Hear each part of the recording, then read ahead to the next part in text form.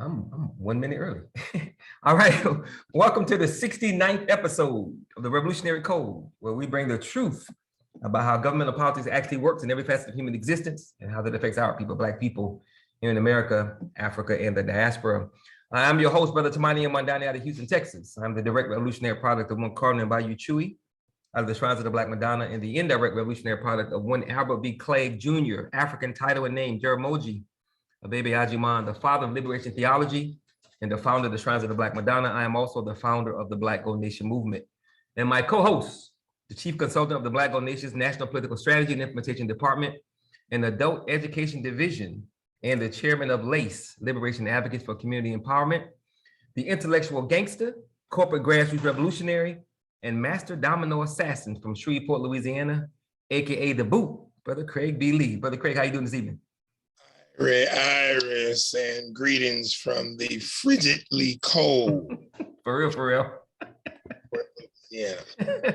All right, so before we get into this thing, let me let you know a little bit about the Black Gold Nation movement. Our ultimate goal is to put ourselves, Black people, in the position by which we can own and or control the environments in which we live. Because we have come to the conclusion, and history has proven, that when we do not control the spaces where we live, we lose, period. When we don't control certain aspects, certain systems within those spaces, be it the agricultural system, the political system, the security system, the spiritual systems, the educational systems, when we don't control these systems, we always find ourselves at the bottom or close to it. So since we no longer want to be at the bottom, since we no longer want to be on the losing end of any equation, we believe that we must be in control, because history has also proven that when we are in control of the spaces where we exist, not only do we do just fine, but we start outperforming other people, which is a problem. And that's one of the reasons why they destroy what we build. So we are not here to just entertain you and or inform and educate. We're trying to get you to do something. We're trying to get you to activate your melanin and make some things happen. So we're here to inform, educate, motivate, mobilize, organize, and build. Every single thing we say and every single thing we do is about bringing our people together so we can find the right people, so we can build something that matters. And that something absolutely must have power, because we understand that what happens to us happens because we do not have the power to stop it. Tonight's show title is From Black Reconstruction to Now, Learning from Our Past to Create a More Powerful Future. From Black Reconstruction to Now, Learning from Our Past to Create a More Powerful Future. All right, Brother Craig, we're going to start with a few basic things, understanding the time period, what was going on, and what led up to Reconstruction. So my first question to you was, what was happening in America at that time before Reconstruction, and what acts led to its development? So what was going on before the Reconstruction era jumped off, which was from 1865 to 1877. Some will say 1866, but basically immediately after the Civil War ended in April of 1865, Reconstruction pretty much jumped off. So for 4 years, from April 1861 to April 1865, you had this momentous event in American history called the Civil War. And the Civil War was the fight against the so-called North, the Union, versus the South, the Confederates. And this had a lot to do with chattel slavery, not all, but a lot to do with it.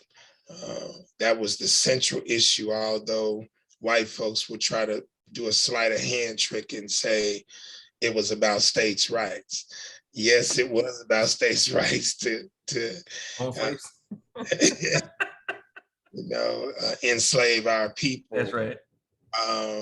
But make no mistake, the North wasn't any better. So even when you escaped to freedom, you still had major challenges that were going on. But that was the essence of what was going on before Reconstruction.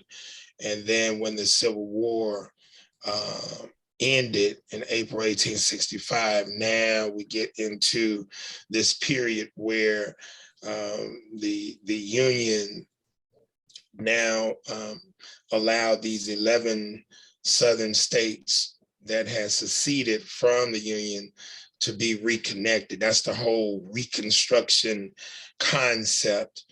And within that 12-year time frame, this is what I consider to be the greatest time period for our people progressively in this country. So I didn't know that is what the term that is where the term Reconstruction come from. They were reconstructing the company by getting these 12 states, 11 states that had seceded back into the fold of the entirety of America. Yeah. Oh, well, okay. I didn't know that. Go ahead. Yeah, so that's where that comes from, reintegrating these states back into the fold, and thus ultimately creating the United States of America. But the Union wanted these two. I mean, because that's if the Southern states had won, now the Confederacy would have been the shot callers, but the Union won. So that's what that overall deal was. Yeah. Okay. All right. So what exactly was Reconstruction? As you said, they were trying to get the states that had left back into the fold, back to be part of the country. But what kind of things started to happen as a result of Reconstruction? And of course, what was the Black aspects of that Reconstruction? Well, I mean, the central part was around us, because now you started to have public policy gains being made. You had the very important amendments, the number one amendment that we just celebrated on Tuesday, the 13th Amendment, which was passed January 31st, 1865, which gave our ancestors partial freedom, physical freedom. And I say partial because within the 13th Amendment, you'll find an exception clause that no person in this country can be enslaved except they be duly convicted of a crime. Right. And we all know that after chattel slavery ended, the next phase of slavery started, called the Convict Leasing program. So they created those laws on the Black codes in order to re-enslave our ancestors. So that happened in 1865. Then you had the 14th Amendment that came a year later. And that was subsequently followed up by the 15th Amendment. The 14th Amendment supposedly giving us so-called citizenship, which I still dispute to this day, because the Equal Protection Clause said equal protection for any person. And if you go back to Article 1, Section 2, Paragraph 3 of the United States Constitution, it refers to me and everybody else on this phone call as 3/5 of a person. So it is my contention that because that language has never been legally redressed, then you can't come back in the 14th Amendment to say equal protection for any person and try to include us because we were never persons, which would now force the hands of the United States to establish specific language in this corporation for us. And of course, the 15th Amendment was the amendment that established the groundwork for the voting rights for our people, which of course that yet again was smoke and mirrors, tongue in cheek, because years later, 90 some odd years later, it took the 1965 Voting Rights Act to eliminate a lot of the obstacles and barriers that prevented our ancestors from voting. And then the other major thing that happened at that point in time was the first ever civil rights legislation that was passed. A lot of people believe that the first Civil Rights Act was in 1964. That was actually the second Civil Rights Act, but the first one was in 1866. And so again, a lot of paperwork, but not any follow through, because again, you're talking about laws that are written by people, individuals, evil, diabolical individuals, and now those things have to be executed and carried out by those same individuals. So you pretty much know what ended up happening. So after that, there's been legal challenges after legal challenges to position us to do certain things, and that's why it's crazy as we have this conversation on February 3rd, 2022, that the right to vote is taken so insignificantly by the majority of our people, when so much has been sacrificed for us to get to just to this particular point. So give me that section again of the Constitution that talks about the 3/5 human clause. So if you go to Article 1, right, Section 2, okay, Paragraph 3. So okay, let's pull that up. I got it on the screen. I'm not sure if this. I think this is a. Yeah, this is not. Well, this is they're talking about the clause. So let me see if I can actually find the actual verbiage. Yeah, Article 1, Section 2, Paragraph 3. Okay, Article 1, 2, Paragraph 3. And I'll read it for you if you haven't gotten it yet. But in Section 2, Paragraph 3,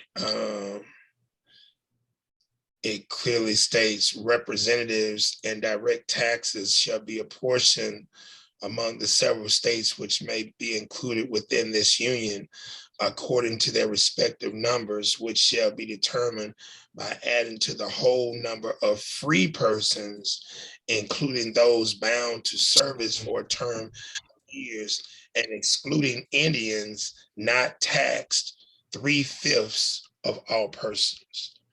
That's us right there.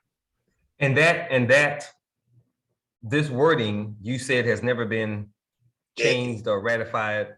It has never been legally redressed. So now go to the 14th Amendment so you'll see what we're talking about. This is very critical. And I brought it up to one of my legal mentors years ago. And he said, well, Craig, it's understood that the 14th Amendment, I said, no, in law, there's no such thing as an understanding. Mm-hmm. If something has caused you damage, injured you, in order for that to be undone, you have to legally redress. That's right. All right, so now look, so now we go 14th Amendment, that's Section 1. So now all persons, we can stop right there. That's right. Because what is a person? and this is critical language. Yeah, that's right. This is critical language because typically when I ask people, what does Article 1, Section 2, Paragraph 3, they say Clause 3, but I just referenced the paragraph. What does that actually say? And they say, oh, we're 3/5 human. No, sir, it doesn't say 3/5 human. It says persons, and it's a very important word because person is a legal definition. It can represent being a human, but when you look at that term in a legal dictionary, it represents a corporate entity. And so since the United States is a corporation, the term persons actually here is representing an entity that's supposed to be a shareholder in this corporation, because we're talking now economics and governmental political value. And so now when you go back to the 14th Amendment, what we're now saying, all persons, where we're 3/5 of a person, this does not include us, born or naturalized in the United States. Yes, we were born here, quote unquote, naturalized here, and subject to the jurisdiction thereof are citizens of the United States. My contention yet is persons. So what they did, that brought not only supposedly us and the so-called Native Americans, but it brought white folks in as well. You see, because the only entities who had been oppressed and messed over were melanated people, us, so-called Native American red man. They brought the yellow folks over. Of course, they did our cousins in Mexico who were grafted recessive byproducts as well. They messed over them.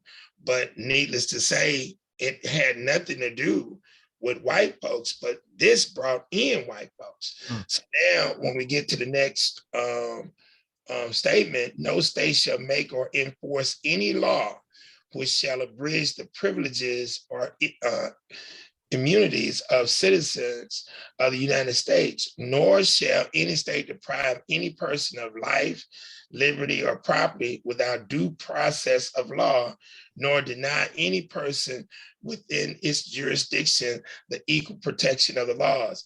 This is what the white folks use to now destroy all of the affirmative action legislation today. That section there, that first section is what they use, and it's gangster. So how do they use it to destroy that? Because look, let's read again. No state shall make or enforce any law which shall abridge the privileges or immunity. Oh, okay. So they're saying that civil rights infringes upon their privileges exactly. as citizens. And so they created, when they write legislation, you got to be real careful if you don't have it specific to you or your cause, because they can write legislation that will create the escape routes for their own people. Right. And it will undermine what you thought you were having done in the first place. Right. Okay. Okay. All right. So what did we accomplish during this period of Reconstruction, during these 12 years? What did we accomplish? Oh man, yeah, this is where you start having our ancestors building towns. The Black Township movement kicked in and got underway. You started having legislators that look like us, public policy starting to be reflective of us, the civil rights. I mean, you started having some major things happen within that 12 years. And so now, let me put this in perspective.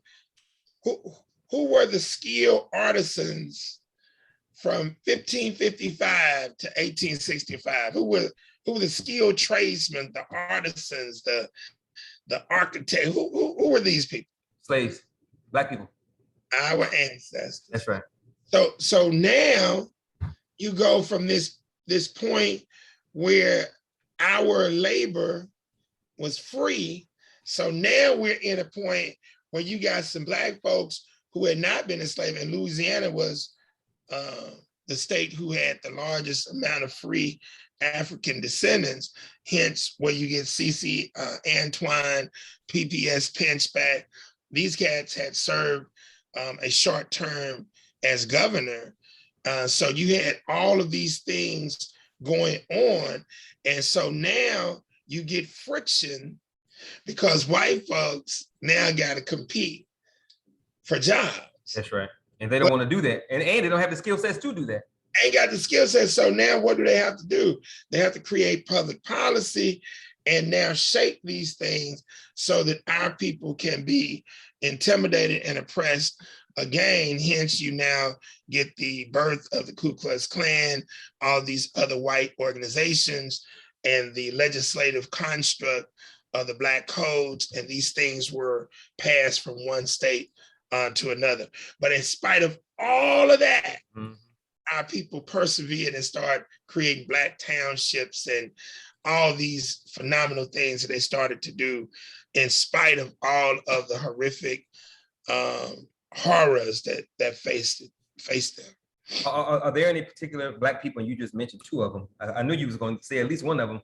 Are there any particular Black people that stand out to you as it relates to what we accomplished as a people during this time period? Any Black individuals in particular that stand out for you?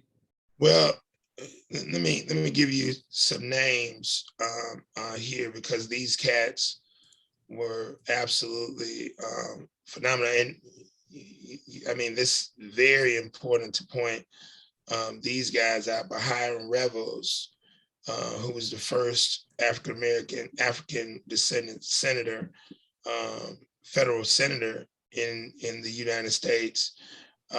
So there's a photo, phenomenal photo, that's called the first colored senator and representatives.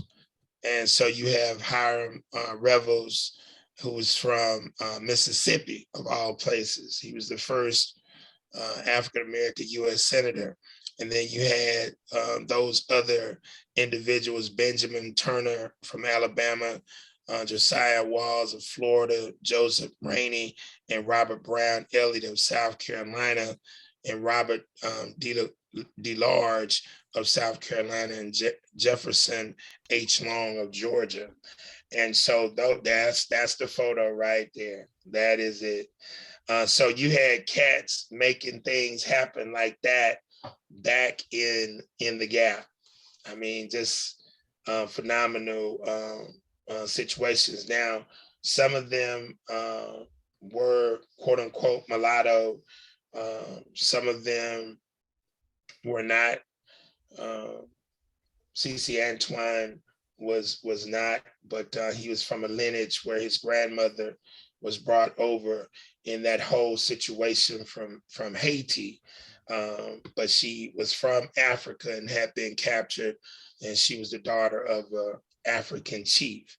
And so these cats were serious brothers who were in the state legislature making public policy to set things in motion for our people. So those names in and of itself stand out.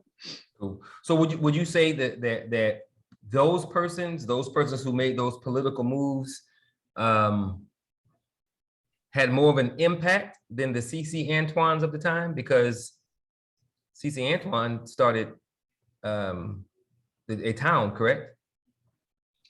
Oh yeah, no, yeah. I put C.C. Antoine basically over any of those cats. Right. Why? Those cats were federal officials, right? But C.C. Antoine, let me just put this in perspective for you so you can see how gangster this dude was. C.C. Antoine and his brother, Felix, during the Civil War, they launched the first Black Army Regiment, Corps d'Afrique, here in Louisiana. So he was a captain in the Union Army. So he fought, number one, to help free our people. Then he became senator, state senator here in Louisiana, migrated to Shreveport. During Reconstruction, he migrated here, wrote the charter legislation that incorporated the town of Shreve into the city of Shreveport, created the foundation for the first governmental structure in the city of Shreveport, created the structure for the first school board here in the city of Shreveport, created the legislation for the first charity hospital in Shreveport, was with PBS Pinchback when they had newspapers in New Orleans, was a part of the Citizens Committee that laid the foundation for the greatest piece of legislation of that era, which was in 1896. That was the Plessy versus Ferguson decision that set up the so-called separate but equal, but it was unequal, which that led to the Brown versus the Topeka Board of Education legislation. And I mean, I could go on and on. And finally, I mean, the guy had over right at 1,000 acres of land where he's currently buried at Bethlehem Missionary Baptist Church here in Shreveport. And right across the street was his land. And that's where the General Electric building plant sits on that land. And also General Motors, the old building, sits on that land. So you could go on and on about that brother, but yeah, I would rank him above any of these guys. And I'm quite sure they did great things. But when you really start to talk about C.C. Antoine, he's what I call world legacy. Would you say these brothers here are precursors to the Congressional Black Caucus, or completely different? Oh yeah. That's what they are. Yeah. So were they, because I know we often talk about, of course, the importance of political power on a local level, and how we should always participate nationally, but nationally, that's not what really is going to affect your day-to-day life as much as local. So do you think these brothers did they really have an impact on the lives of Black people, considering they were in the Congress on a local level? Again, if you don't get the votes, it's not going to matter. Right. They can make speeches and, great arguments, create great debate. And again, it's not to take anything away from what they accomplished just in the seat. Right. But we don't understand this process. Like, it doesn't matter that you become a goddamn senator or congressman. You can't get goddamn votes passed. All that shit doesn't matter. Yeah. You got to be able to get the votes to push policy that is supposedly going to impact your constituents. Right. And that's not going to ever happen at the federal level. That ain't never going to happen because you don't have the votes. And the beautiful thing about history is you can go back and see what Martin Luther King thought he had accomplished with the 64 Civil Rights Act, what they perceptively accomplished with the 65 Voters' Rights Act, and what ultimately came about with the 68, it was the third Civil Rights / Fair Housing Act of 1968. You can go back and see how none of that shit made anything change for our people in this country. Because again, capitalism is predicated on the creation, maintenance, and expansion of a permanent underclass. Right. And no matter what clever dissertation, speech, debate that these cats could give on the floor of the United States Congress or the United States Senate, guess what? They're not gonna get no goddamn votes to make anything of substance happen in the city, throughout the United States, of these various cities and counties and parishes. That's not gonna happen. Yeah. So what would you say contributed to our drive to make these moves during Reconstruction? What contributes? Yeah, what contributed to our drive to accomplish these things? DNA, goddamn it, Kendrick Lamar says, got Lord. DNA. For sure, that's right. It's in us. We are the original people of the planet. So, I mean, we're the shit. Yeah. We're the bomb. Yeah. In spite of all of those things, we persevered and we overcame those obstacles. So it's just the natural innate ability to lead and make things happen in spite of these conditions. Yes, it's in our genetic and epigenetic makeup.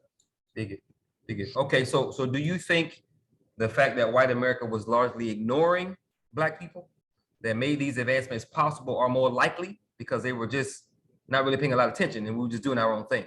But now that's a great question, because when people are talking about the various Black Wall Streets, I always put a twist on that, and I tell them they never really existed. Man, what you mean? Tulsa, Oklahoma, Rosewood. And I say, yeah, but they never really existed. What you mean, nigga? Brother, listen to me. If segregation did not exist, the likelihood that you would have had over 200 Black townships in this country would have been highly remote. You say, well, Craig, how do you know that? Well, we got, again, history. We can go now from 1964 to now, 2022. And Stonecrest, Georgia just got established a few years ago, all right? And you have to see how that whole situation even came about. But, bro, you ain't even had 5 Black cities created, townships created from 1964 to 2022. Yeah. But from 1864 to 1964, you had over 200. Why was that? Because we were forced to do for ourselves. There it is. We were forced. Didn't have a choice. Yeah, didn't have a choice. But see, now that the Negro believes that he is free, this period, this 8 to 10 year period after the second Civil Rights Act was passed in 1964, from 72, that was 72 when you and I we did that discussion on that video that was 72. Yeah. So 72, 74, they done worked out the details for the pseudo integration. And once these Negroes gotta take like in the movie with Jack Slade, and Jack Slade says, what happened? I mean, y'all went down to, yeah, y'all were about the people, yeah. What happened? They were hiring. Revolution. Revolution was over, man. This is that, man. Yeah. So, brother, it takes a hell of a person to be committed to go through this thing, because the first thing that people are going to do is look out for themselves, even if what you're doing is going to harm your family and your people. And that's just how they've created the game. So those of us who back then, those of us who had the same kind of mindset, you just had to bond together and roll with the people who was about that intellectual gangster life to make these things happen. And that's how they were able to accomplish beyond the genetic and epigenetic makeup. Our ancestors had grit, they had courage, they had that I don't give a goddamn about dying attitude, because I'm gonna make this thing happen. And that most of that has been lost from 1974, 72, 74 up to now. Okay. All right. So if you missed the beginning of the show, you're listening to the Revolutionary Code, where we bring the truth about how governmental politics actually works in every facet of human existence and how that affects our people, Black people here in America, Africa, and the diaspora. Tonight is our 69th episode, and the episode is titled From Black Reconstruction to Now, Learning from Our Past to Create a More Powerful Future. My name is Tamani M. Wandani. I'm the founder of the Black Gold Nation Movement, and my co-host is Brother Craig B. Lee, who is the chief consultant of our political strategy and implementation department. He's also over our adult education division. So, Brother Craig, what eventually ended this awesome period of Black progress for our people? Them pale skins can't be trusted. You talking about left hanging? Jesus. So-called radical Republicans who so many of our people had put, because and let me put this in perspective. The majority of our people at that time, when we're talking about political party affiliation, were Republicans, because they were connected to the party being the party of Lincoln, and Lincoln was Republican. So different former Republican back then than today, but they all the same. It don't goddamn matter. Right. So, but the Republicans of yesteryear were kind of more liberal, hence the radical Republicans, and the Democrats of yesteryear were hardcore gangster like the Republicans of today. Right. And so the so-called radical Republic, after Lincoln was assassinated, which was an inside job, after he was assassinated, everything went downhill. You had double agents on the Union side working on behalf of those states who had been brought back in to solidify the Union, and there were white folks who did not want to see our people progress. And so the Republicans withdrew the troops in Louisiana, Texas, Alabama, Mississippi, Georgia, and they withdrew the troops that were providing federal protection, while individuals like C.C. Antoine and those other courageous people that you saw in that photo from Alabama, hey, bro, they withdrew the troops. Yep. And then them goddamn Dixiecrats, hardcore gangster Klansmen came back in and told them, hey, we don't give a damn about no goddamn public policy. We the policy. That's right. And we bought this life. You bought this life. And of course, they were outnumbered. And that's how Reconstruction ultimately was eliminated. Because the white folks, and correctly so, they would have become marginalized. They would have had to share. They did not want their status in life marginalized because of competition. And that's what happened. So historically speaking, whenever there's been Black progress, it's always followed by white acts of repression, and oppression. So after the military pulled out of the South and left Black people unprotected, what were some of those specific things that white people began to do to make the lives of Black people living here? Oh man, specifically, yeah.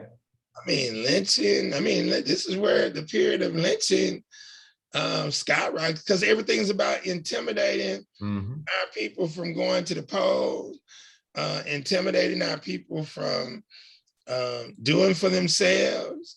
You had the whole concept again of the Convict leasing program in full effect. So hell, you had to dodge just being arrested for standing up. That's right. Yeah, you look at some of those Black code laws, man. Hey, you ain't had no job for boss, which that's how you get into the other construct of the slavery. That's right. Where you weren't going to jail, but you were doing sharecropping. But nothing but, you go from $0 to, $3 for the year. So it ain't no big deal. And so, hey, bro, I take my hat off to my ancestors. So tell us briefly about that book you held up this past Tuesday, Slavery by Another Name. Why is that book so important? Because the white boy, Blackman, lets it be known. Y'all can look at that video. He also has a documentary on YouTube, Slavery by Another Name, and it's powerful. Yeah. But after you watch the documentary, watch the movie review, because we did that. Yeah, Yeah, yeah. we covered that thing. Yeah, man, that white boy did his thing in that, but he lays it out. He lays it out. How the slave owners now transition into being captains of industry, and they still wanted their free labor. Yeah. And so he lays that thing out, and that book is important if to analyze that book so you can understand Michelle Alexander's book, The New Jim Crow. See, those really are complementary pieces, those books there. And so that's why that book is very important, and that documentary, so that people can really understand the diabolical nature. I was looking at some other information in preparation for tonight's show, and it showed where, although we say the time period for Reconstruction is 1865 to 1877, that's when it officially kicks off. But you already know there's a planning period, right? And the planning period begins in 1863. Okay. Just like the planning period for slavery by another name, the convict leasing program, that begins in and around the same time, 1863, because they need time to formulate and strategize. And Negroes, you know, they don't believe these things are actually created. So by the time legislation is passed, hey, it is what it is.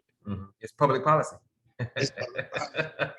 So and it's interesting how I was on a call, a group, I guess interviews, what we would call it, and we were talking about critical race theory, and one brother in particular saying that he was against it because he don't believe that the problems that we have are part of a racist system.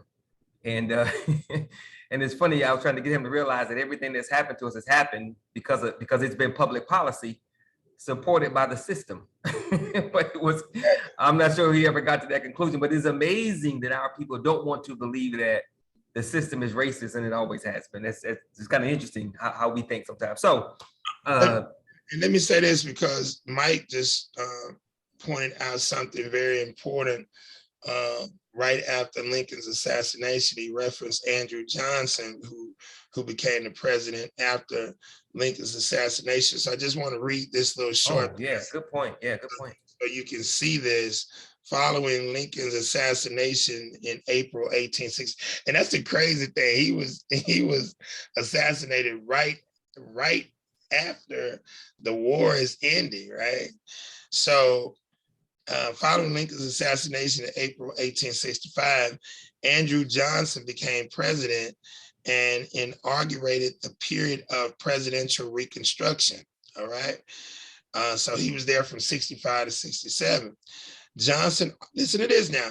Johnson offered a pardon, and this is the part that Mike, I'm quite sure, wanted me to hit on, a pardon to all Southern whites except Confederate leaders and wealthy planters, although most of these subsequently received individual pardons, restoring their political rights and all property except who? Us. Like, I thought the Union was so wonderful. I thought he also outlined how new state governments would be created. Apart from the requirement that they abolish slavery, repudiate secession, and abrogate the Confederate debt, these governments were granted, listen to this, a free hand in managing their affairs, and responded by enacting what? The Black Codes, laws that required African Americans to sign yearly labor contracts, and in other ways sought to limit the freedman's economic options and reestablish plantation discipline. African Americans strongly resisted the implementation of these measures and seriously undermined Northern support for Johnson's policies.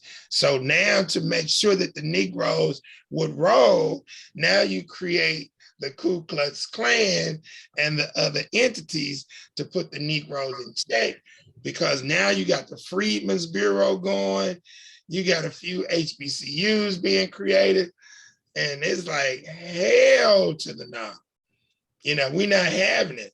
So there's a quote, I forget the brother's name. I think I forget the cat's name, but he says, there have been no good times Black in America. That's right. I think the brother's name David Bradley. Yeah. There have been no good times to be Black in America, but sometimes were worse than others. So in essence, they rewarded the traitors of the country, pardoned them for their crimes, gave them their property, and said, you can manage this space, knowing what's going to happen as you deem appropriate. Yeah, that's their cousins. That's their relatives. That's their brothers. See, this is what they don't, brother, they don't want to teach this reality. Hell no, they don't want to teach it. And so when you can, if you understand the macro structure and now you study micro details, then it'll make sense. It all comes together. Yeah, it all comes together. Yeah. And it's like you said last night when we were when I was doing the interview. If we can ever get our minds to the point where we understand this is their philosophy, this is the way they think, this is what they do. You're not gonna pray that away. You're not going to love that away, and nothing you do is going to change their philosophy of what they believe about themselves, and more importantly, what they believe about you. Yeah. Okay, so what does this reality, man? Everything you just said, what does this reality say about white people? The damn devil. Evil to the core. And the few of them, and let me read this. Let me bring some more context. This brings some more context, because you have a few of them that's kind of solid. When Congress assembled in December 1865. Now, what happens December 1865? This is when the 13th Amendment is ratified. So now, then radical Republicans, such as Representative Thaddeus Stevens of Pennsylvania and Senator Charles Sumner from Massachusetts, called for the establishment of new Southern governments based on equality before law and universal male suffrage. Of course, the male suffrage being our ancestors, male ancestors. But the more numerous moderate Republicans hope to work. See, he was more numerous moderate Republicans. He was in the minority. Hope to work with Johnson, meaning Andrew Johnson, while modifying his program. Congress refused to seat the representatives and senators elected from the Southern states, and in early 1866 passed the Freedmen's Bureau and Civil Rights bills. They first extended the life of an agency Congress had created in 1865 to oversee the transition from slavery to freedom. The second defined all persons in the United States as national citizens who were to enjoy equality before the law. So here's where we get messed up. And this is where King got messed up. He read something on pen, because he did a goddamn speech. Somewhere I read that everybody was created. Somewhere I read. Goddamn King, I don't give a damn where you read it. Right. It don't matter, because the words on paper are only as good as they can be enforced. That's right. And the people who are writing the words on paper have to also enforce, and those people ain't gonna enforce. That's right. So that's why the red man said the white man speaks with a forked tongue. All right, next question. What is benign neglect? Woo! Come on. not even playing games with you to, let's say you got a serious issue, and the benign neglect component comes in. Let's say Mike is telling me, trying to get me convinced about the inequities at his public school out there in California. And I'm listening, and he's making an impassioned plea. And I'm like, yeah, Mike, but you know, if we could just get them some more Fruit Loops to eat and prepare their meals properly, and you know, get them some, you know, backpacks, better backpacks, you know, I think that would go. And Mike said, no, man, listen, it's systemic, you know, woo, woo, the racism is here. I can show you. Yeah, but Mike, listen. We have to look at things in a different way. You know, it's equality for it. So what you're actually doing is creating a thought terminating cliche to undermine legitimate real issues. So you neglect what is really happening, and you do a spinoff to now undermine the real subject matter that's at hand. And it's a disrespectful thing to do, but this is how white folks act roll. They do not want to have to confront the reality, because if you confront the reality, now you have to have an actual solution. Right. And that solution got to have a price tag on it, and they don't want to confront that. You think that's why they don't apologize for slavery? Because if you apologize, I mean, you got to deal with it. If you apologize, now you got to deal with it, and when you deal with it, it got to have a price tag. And that's right. So you that's that, brother. You just said a thought terminating cliche. That's heavy. I mean, a thought terminating. Yeah, so cliche. Person, like if Naru is talking, he's trying to, and this is a part of a thought terminating cliche is basically a form of benign neglect. Mm-hmm. Naru is telling me something, and he's making great points, and I don't know what the hell I'm talking about. Naru, we just gonna agree to disagree. Oh, I got you. Okay, all right. Being benign and neglectful yeah. of what he's trying to convey. Mm-hmm. If I do my thought terminating cliche, let's shut it down. Yeah. Yeah. Okay. Or what the white folks did with Black Lives Matter. Now, what did they say? Well, all lives matter. That's right. Which ain't got shit to do with the point of Black Lives Matter, but I can dig it. All right. So, you know, like you just said, you got to give it to them. You got to tip your hat. They can spin it and make it happen across the board. Yeah. Yeah. So would you, and this is why I asked you about the benign neglect, would you say that the white Democrats who regained control of all those spaces where Black people once had political power, would you say that was the beginning of benign neglect for our people? Hell no. No, benign neglect is a part of the philosophy of capitalistic white supremacy. Okay. See that already existed within the mechanism. So you just had a chance to physically see it start to be acted out, but it was already there. It was already, and how do we know it was already there? We've already gone over it tonight. How do we know it was benign neglect? Is where? Where's benign neglect based on what we've gone over tonight? In the Black community, I don't understand. Article 1, Section 2, Paragraph 3. You Negroes are 3/5. Right, 3/5. Yeah. Okay. I'm not gonna recognize your punk ass. Yeah. That's benign neglect, right? So you got to understand that. Mm-hmm. So when you see all these other things, oh man, it started right here. No. It was already interwoven into the Constitution. Right. From the very beginning. And then during this time frame now, from 1555 to 1865, you get this other major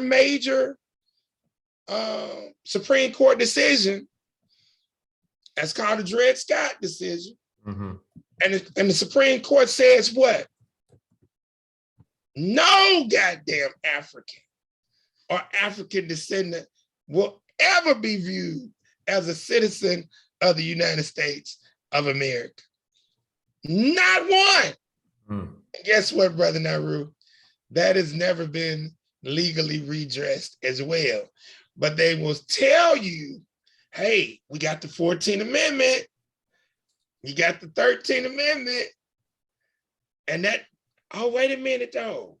If you've enacted legislation that infringes upon my humanity, you have to create a spin-off decision or legislation to address, provide me legal redress.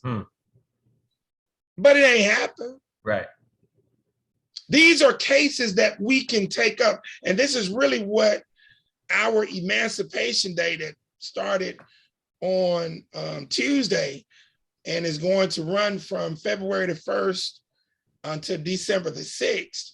And each month we'll bring out historical documents from the period of Reconstruction on up to the time where the 13th Amendment was ratified, so we can get beyond this illusion of Juneteenth being the federal emancipation of our people, because it's not.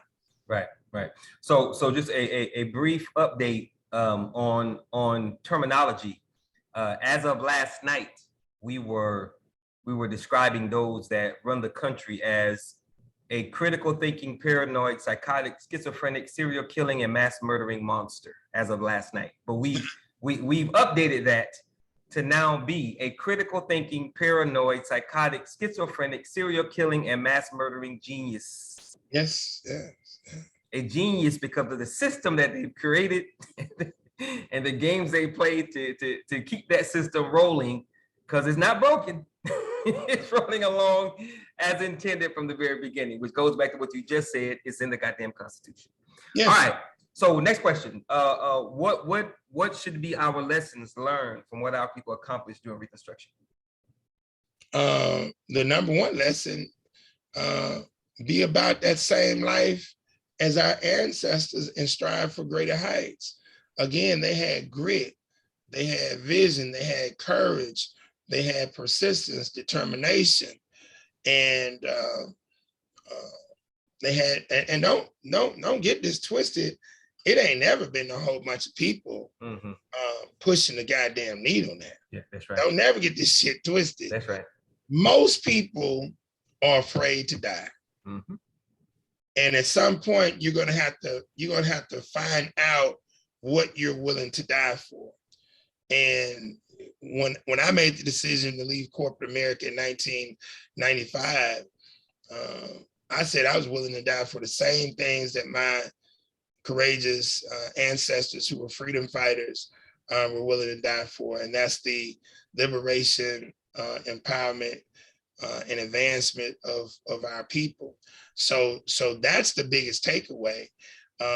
No, in spite of all the obstacles that existed for our ancestors, they persevered and never gave up.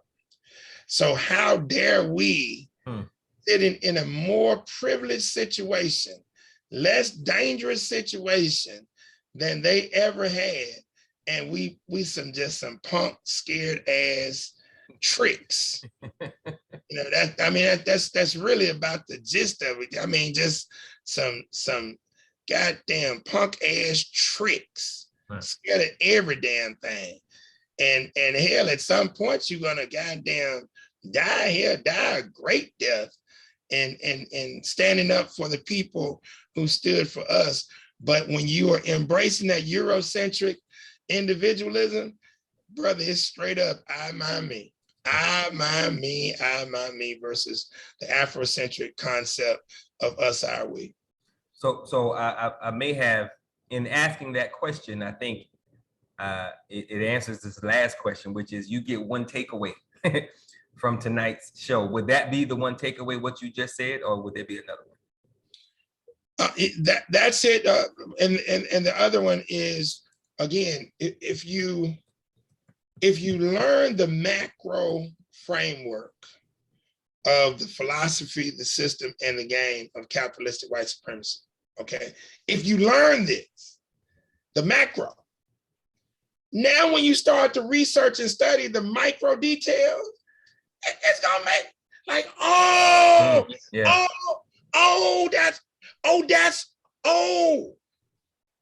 that's why they created unions.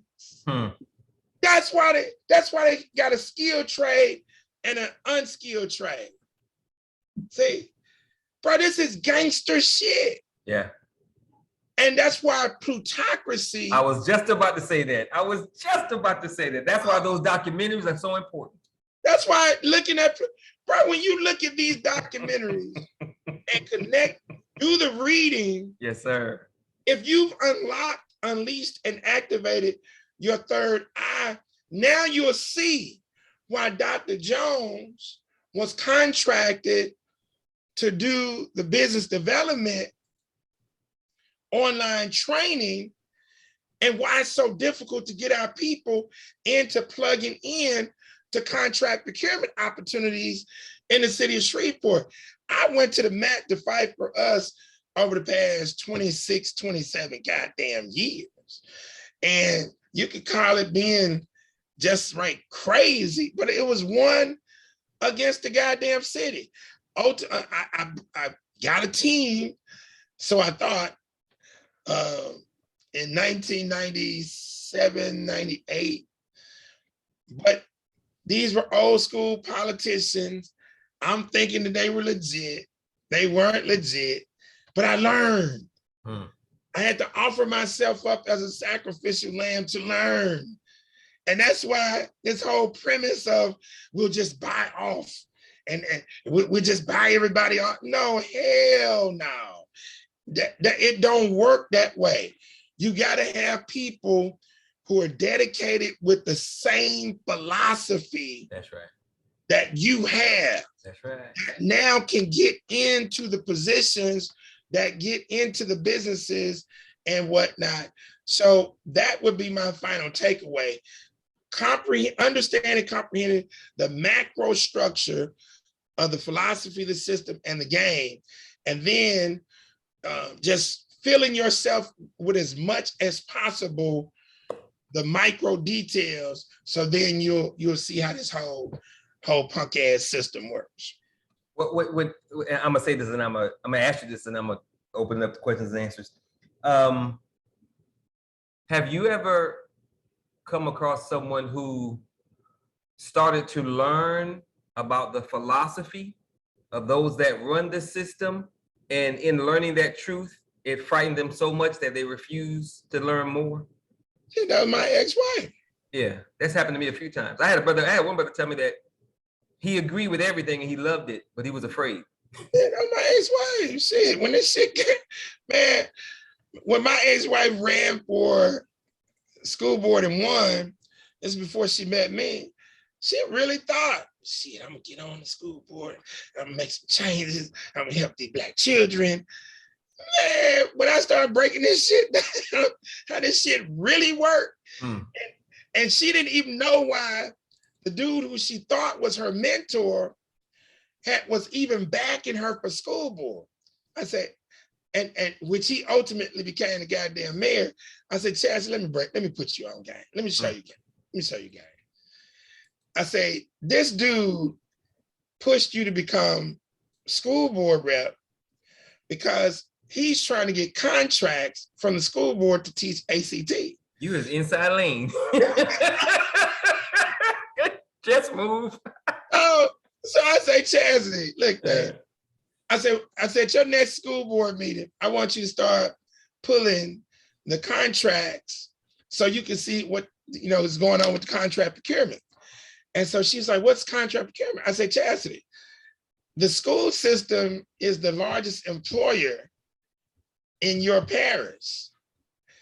And the contract procurements handle the businesses, and then the jobs are being handled by the superintendent, but all of it is being regulated by the board. And the deeper she got into this, and I bailed her out a few times. I remember because she had already started to plug into enlightenment before met me, but her first meeting, she didn't play, do the whole pledge of allegiance. She knew she wanted to pledge allegiance to the goddamn flag, right? But she didn't have a game plan that if a reporter asked her what's going on, she wasn't ready. So I had to coach her through all that. But man, when this thing got real and she got her first death threat, man. Yeah. And you know what's sad, Brother Craig, is that we think that our fear is going to change how they behave. You being scared don't matter. They're gonna do what they're gonna do. So you may as well stand up. Do something. And she stood up to the Klan a few times. I'm talking about I was proud of her, but she finally, once that real death threat came, she buckled. She buckled. Yeah. And so I've seen it happen several times, but I'm still proud of her because again, she was a mother of two, and amen. And, she was doing something that none of the punk ass dudes would do. Yeah, I can dig it. Okay, so on that note, I am done. That concludes tonight. So we can open it up that concludes the podcast. So we're gonna open it up for questions and answers. Brother Naru has turned his camera on. So Brother Naru. Hey, good evening. How's everybody doing tonight? All right, there, Brother Naru. I got a couple of questions. First, Craig, a good friend of mine asked me to put in an application to be on this general planning committee for Oakland for the next 30 to 40 years. We'll be talking about equity and environmental and all the things. Do you think that's a good idea to participate in that? And give me a couple of highlights you would suggest that I deal with in this. I have a few already, but I just want to hear a few from you, and I'll give the second question after that. Yeah, no, that definitely jump on that. I got to participate, and I wanted to tell Tyra why she's on here tonight, tomorrow morning, and she probably already knows about it. We have a Zoom meeting dealing with the disparity study here in the city of Shreveport. So the answer to your question is absolutely yes. Couple of key areas that I would focus on would be contract procurement opportunities for African-American firms and other, and you can, lobby let the other ethnic groups lobby for themselves. You can form coalitions, because I know y'all are not the majority out there, but definitely contract procurement opportunities. Also having a seat at the table when it comes to the decisions that go on with the community development department, with those block grant funds, those opportunity zones, being at the table as you're being invited to be at the table. That's where you want to be, so you can learn some of these particular things, especially when there's talk about master planning over the next 30 to 50 years. Because they're asking you to bring your insight and whatnot. And this is where, Naru, I came up with the term, corporate grassroots revolutionary. Yes, sir. And when I discuss being a melanated hybrid Black, see, the hybrid can still be grassroots, but now you flex enough where the folks can invite you to the public and the private sector meetings because you got the skill set, versus all that, down with the motherfucking white man, we got to burn this motherfucker down. You can't do Don't do that, Naru. Naru, no. So that's why these Negroes can't figure me out. Here's some dude told me today. He said he's on my dad's on duty board of directors. He said, "Man, we just can't figure you out." He said, because these niggas from the streets. So it's like we thinking you running game because you teaching us so much stuff. It's like, why would this dude be teaching us all this stuff? I say, Negroes, I need y'all to succeed. I need y'all to stop being slaves. As I prepare to take over the city council, I got to help to create millionaires. I got to create a prototype of Black empowerment. I get it.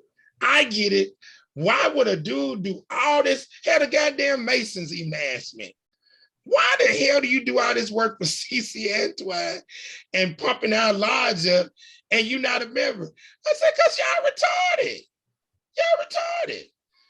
If I join y'all punk ass under the Prince Hall, then my relatives who are with Scottish Rights, they don't fuck with y'all. Both of y'all don't fuck with the international. So I got to be a goddamn free agent so I can deal with all y'all retarded ass. Same with the damn Greek letter fraternities. You got to be outside in order to impact all of them, because once you choose a brand identity, now you're stuck. So that's why people like you, everybody on this phone call, are hybrid melanated Black folks, being corporate grassroots revolutionaries, being culture social entrepreneurs. Because all this socialism talk ain't nothing but some bullshit, bro. We ain't never been no goddamn socialist. We are the original marketers, business people of the planet.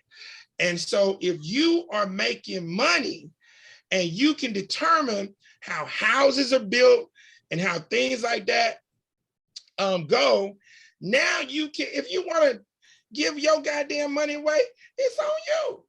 But don't be going in no damn meeting, Mr. Charlie. I really think you need to just give all your money to us, because it's just for capitalism, just wrong. It's just wrong. And it's the right thing to do. It's never be invited to another. These white, let me tell you something now, Ruth. These white folks, if you're in the meetings and you got ideas, these white folks literally will drop dollars on you because they don't want y'all ass to be in their goddamn neighborhoods, and I don't blame them. God damn. Every time you look around, these Negroes try to follow they sit y'all ass down. Next question now, Ruth. All right. Hey, that was good. Thank you. I appreciate that. Next question. How will the situation in Russia and Ukraine, as well as the Syrian raid, affect Black folks in America, in your opinion? And Tamani, you can answer this too. I like your opinion as well. Yeah. Now, you asked what now, Naru? How would what? I'm talking about the situation in Russia and Ukraine. So the Russia is right on the foot of Ukraine. They got the soldiers over there, and now United States is sending troops, and then the U.S. raided, what was it, yesterday? Syria, and quote unquote took out the ISIS leader, because they know exactly who that is, because they know.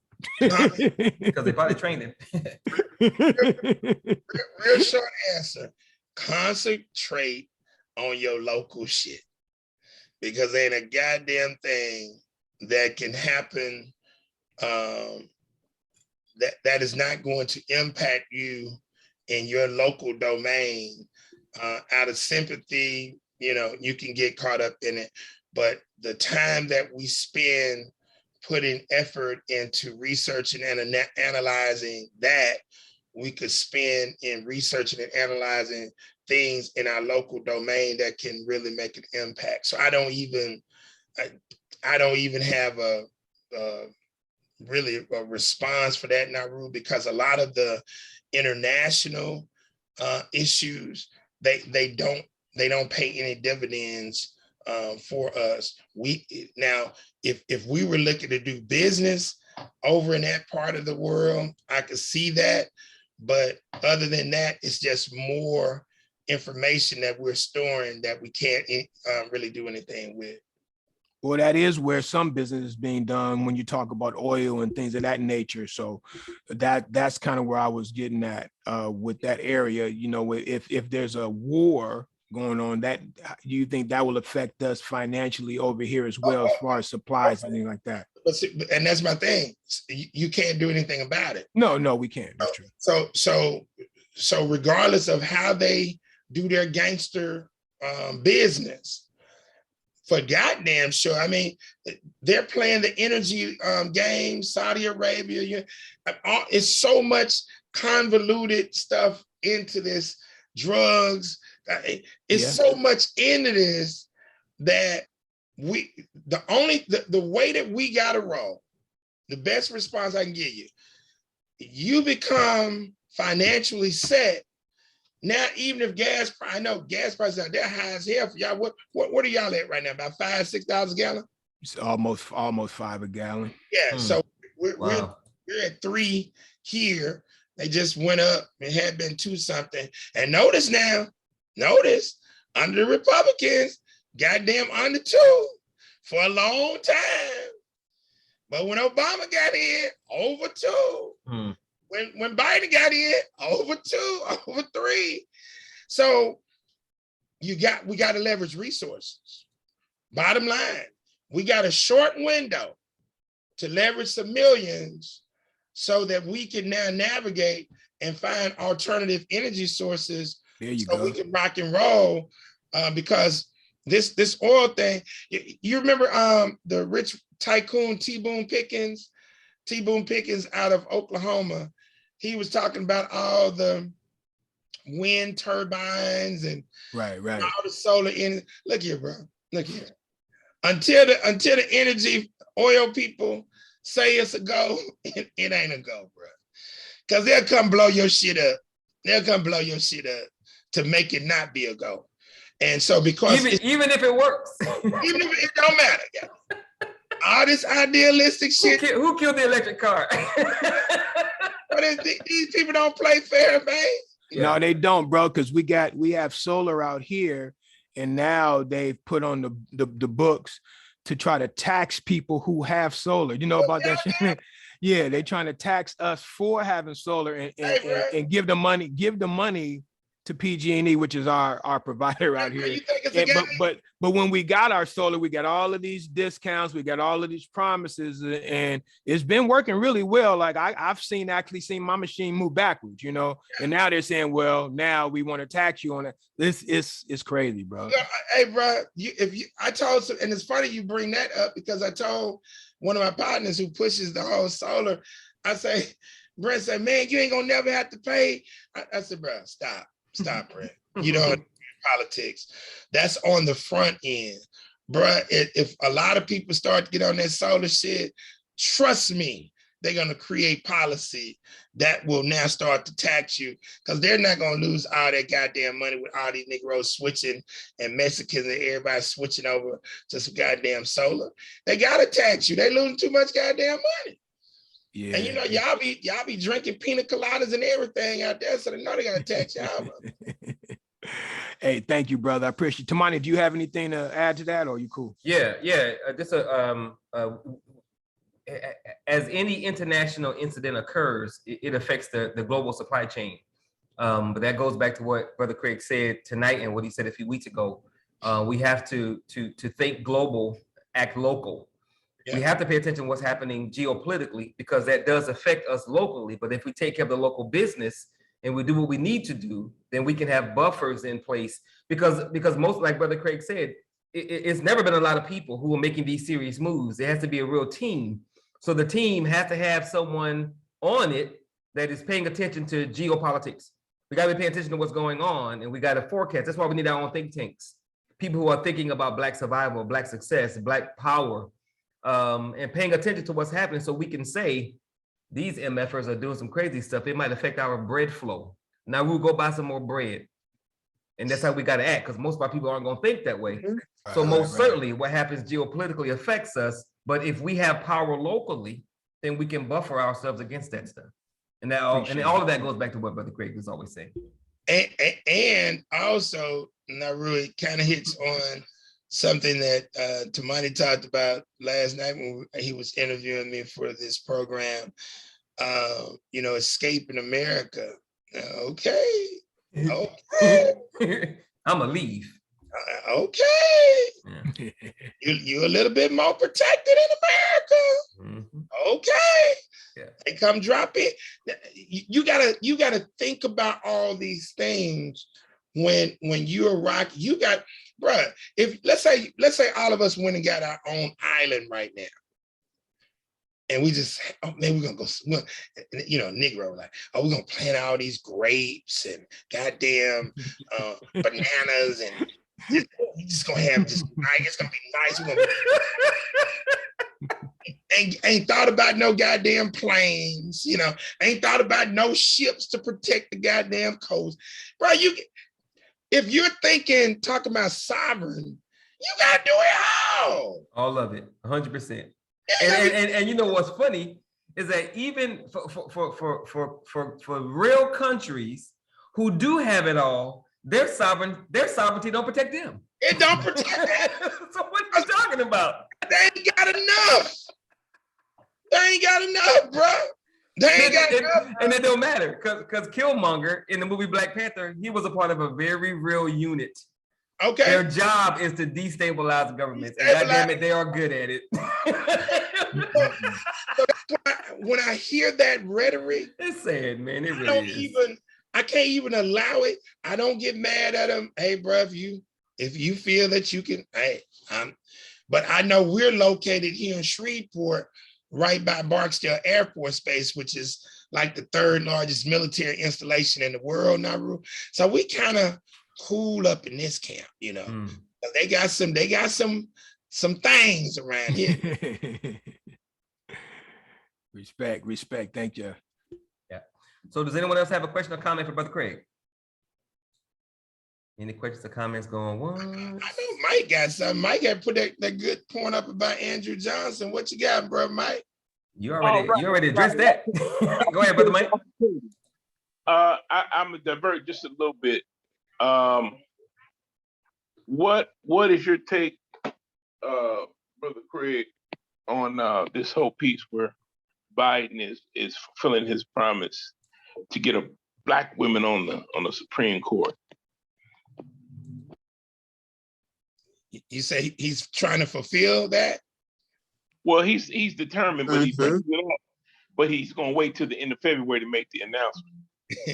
Hey, I look, anything that allows white folks to show their true identity, I love it.